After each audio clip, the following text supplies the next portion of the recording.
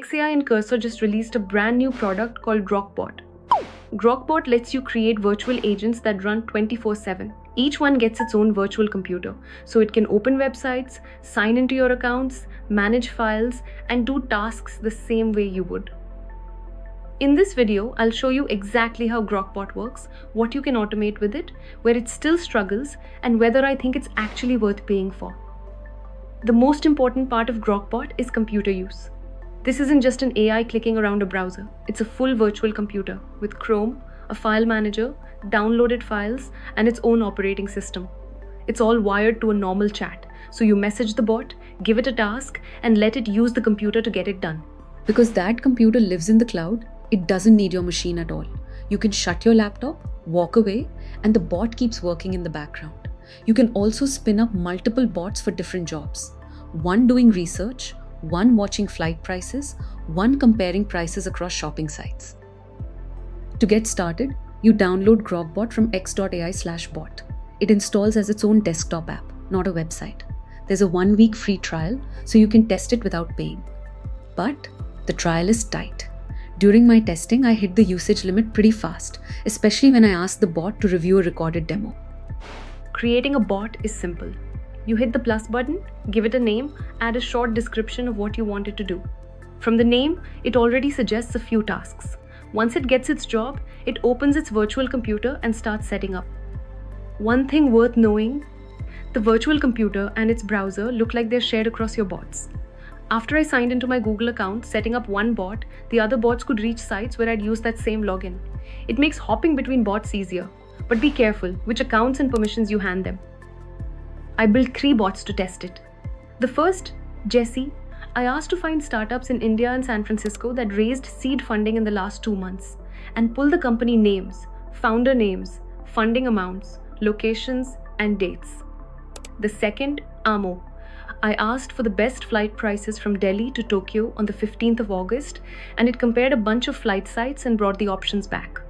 The third, Kio, I asked to compare the price of an iPhone 18 in India across Amazon, Flipkart, Apple India, and a few others. You can turn any of these into routines. Jesse could check for new funding every Monday. Amo could watch flight prices every morning. Kio could ping me the second a product drops below a price I set.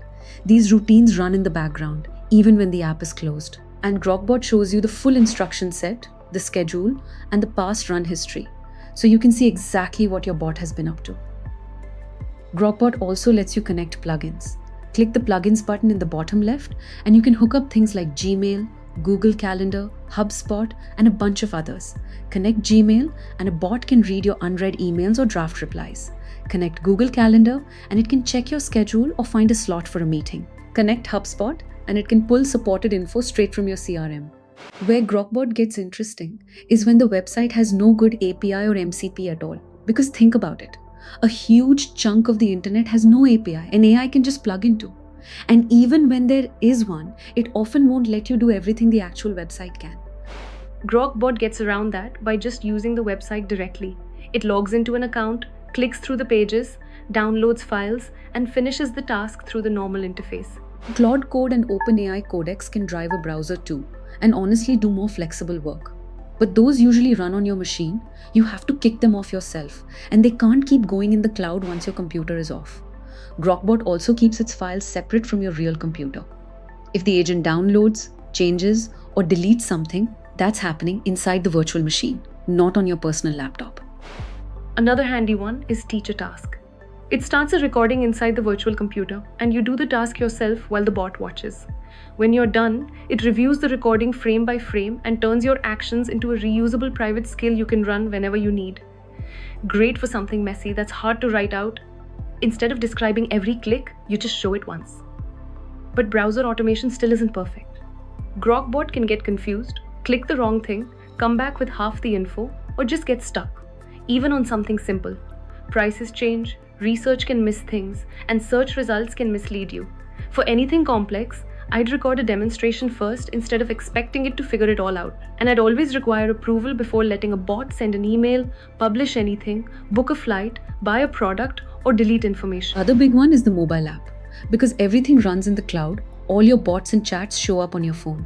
You can message a bot, watch it work, and even control its virtual computer straight from your phone. Open tabs, type with your phone keyboard, click around, all while your own computer is completely off.